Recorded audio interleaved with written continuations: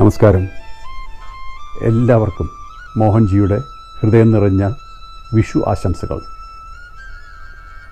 പുതിയ ഒരു തുടക്കം, പുതിയ പുലരി.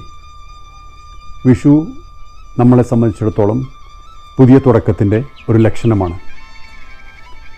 ഈ ദിവസം നമ്മൾ ചിന്തിക്കേണ്ട ഒരു കാര്യം, നമ്മൾ എന്താണ് ലോകത്തിന് കൊടുക്കുന്നത്?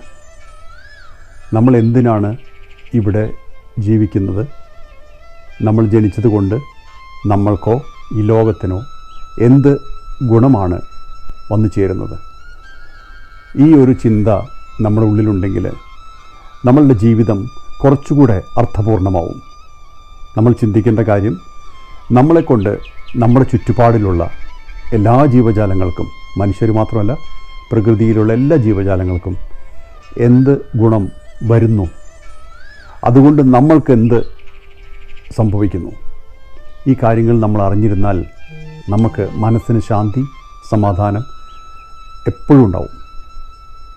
മനസ്സിൽ സ്നേഹം, ദയ, കാരുണ്യം നിറഞ്ഞു നിന്നാൽ, നമ്മൾ നിസ്വാർത്ഥമായിട്ട് ജീവിതത്തെ മുന്നോട്ട് കൊണ്ടുപോയാൽ നമുക്ക് എപ്പോഴും മനസ്സിന് ശാന്തി ഉണ്ടാവും. നിസ്വാർത്ഥത വളരെ വളരെ അത്യാവശ്യമാണ്.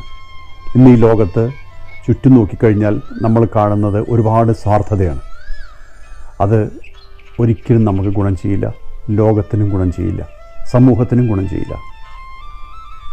ഈ സമയത്ത്, ഈ വിഷു പുലരിയിൽ നമ്മൾ ഒരു പ്രതിജ്ഞ എടുക്കണം.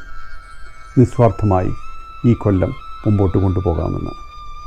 അങ്ങനെ നിസ്വാർത്ഥമായിട്ട് നമ്മൾ ജീവിച്ചാൽ, മനസ്സിൽ ദയ, കാരുണ്യം, സ്നേഹം മുതലായ കാര്യങ്ങൾ മാത്രം വളർത്തിയെടുത്തു കഴിഞ്ഞാൽ നമുക്കും നമ്മുടെ സമൂഹത്തിനും ഒരുപാട് ഗുണമുണ്ടായിരിക്കും.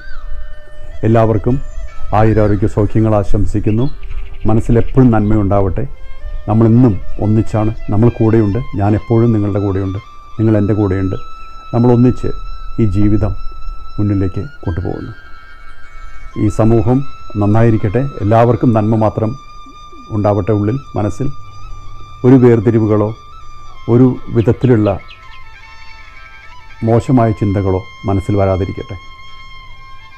അങ്ങനെ പ്രാർത്ഥിച്ചുകൊണ്ട് ഈ വിഷു എല്ലാവർക്കും നല്ലത് മാത്രം വരട്ടെ എന്ന് ആശംസിക്കുന്നു.